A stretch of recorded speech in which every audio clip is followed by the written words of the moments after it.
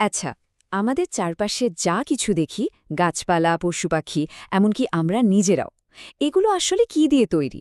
মানে একদম মূলে গেলে সবচেয়ে ছোট কোন জিনিসটা পাওয়া যাবে? চলুন আজ আমরা সেই ছোট্ট কিন্তু ভীষণ জটিল এক জগতের ভেতরে ঢুকে দেখি, যেটাই কিনা সব প্রাণের আসল ভিত্তি। প্রশ্নটা শুনতে তো বেশ সোজা, তাই না? জীবনের ক্ষুদ্রতম একক কি?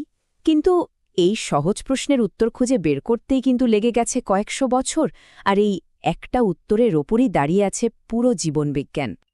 তো চলুন গল্পটা শুরু করা যাক। আমাদের ফিরে যেতে হবে আজ থেকে প্রায় ৩৫০ বছর আগে। ভাবুন তো একবার, তখন তো আজকের মতো এত উন্নত প্রযুক্তি ছিল না। কিন্তু তারপরেও কয়েকজন কৌতূহলী মানুষ এমন এক জগতের সন্ধান পেয়েছিলেন যা খালি চোখে দেখাই যায় না। এই দেখুন, গল্পের শুরুটা হয়েছিল ১৬৬৫ সালে। রবার্ট হুক নামে একজন বিজ্ঞানী প্রথম কোষ আবিষ্কার করলেন। এর ঠিক ১০ বছর পরেই লিউবেন হুক প্রথম জীবন্ত কোষ দেখে ফেললেন। এটা কিন্তু একটা বিশাল ব্যাপার ছিল।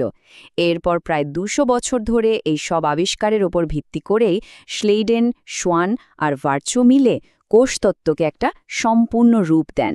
আর সেই তত্ত্বই কিন্তু আজও আমরা পড়ি। এটাই জীববিজ্ঞানের একেবারে মূল ভিত্তি। রবার্ট হুক আসলে যা দেখেছিলেন তা ছিল মৃত গাছের কোষের দেয়াল, অনেকটা মৌচাকের মতো দেখতে ছোট ছোট ঘর। তিনি ল্যাটিন শব্দ সেলুলা মানে ছোট ঘর থেকে এর নাম দিলেন সেল।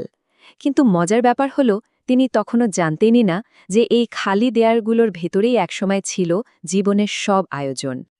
হুকের এই আবিষ্কারের পর থেকেই কিন্তু বিজ্ঞানীরা আস্তে আস্তে বুঝতে শুরু করলেন, আরে কোষ তো শুধু একটা খালি ঘর না, এটাই তো জীবনের আসল ভিত্তি। আর এই ধারণা থেকেই জন্ম নিল জীববিজ্ঞানের সবচেয়ে গুরুত্বপূর্ণ একটা তত্ত্ব। এই যে ৩টা সহজ নিয়ম দেখছেন, এগুলো কিন্তু সবার জন্য সত্যি। মানে একটা ছোট্ট ব্যাকটেরিয়া থেকে শুরু করে বিশাল নীল তিমি পর্যন্ত পৃথিবীর সব জীবের ক্ষেত্রে এই নিয়মগুলো খাটে। ভাবা যায়, এটাই হলো কোষতত্ত্বের আসল পাওয়ার। আচ্ছা, সব জীবকোষ দিয়ে তৈরি এটা তো বুঝলাম, কিন্তু সব কোষ কিন্তু একরকম না। মোটামুটি কোষ হয় দুই ধরনের, আদিকোষ আর প্রকৃত কোষ। আর এদের মধ্যে সবচেয়ে বড় পার্থক্যটা কি জানেন? সেটা হলো নিউক্লিয়াসের উপস্থিতি বা অনুপস্থিতি। আদিকোষ, যেমন ব্যাকটেরিয়া, এদের কোনো সাজানো গোছানো নিউক্লিয়াস নেই।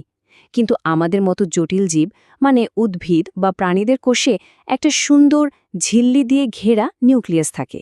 এটাকে বলা যায় কোষের ব্রেন। তো চলুন এবার কোষের ভেতরে একটা ট্যুর দেওয়া যাক। আচ্ছা, যে কোনো শহরে ঢুকতে গেলে তো আগে তার সীমানা বা দেয়াল পার হতে হয়, তাই না? কোষের ব্যাপারটাও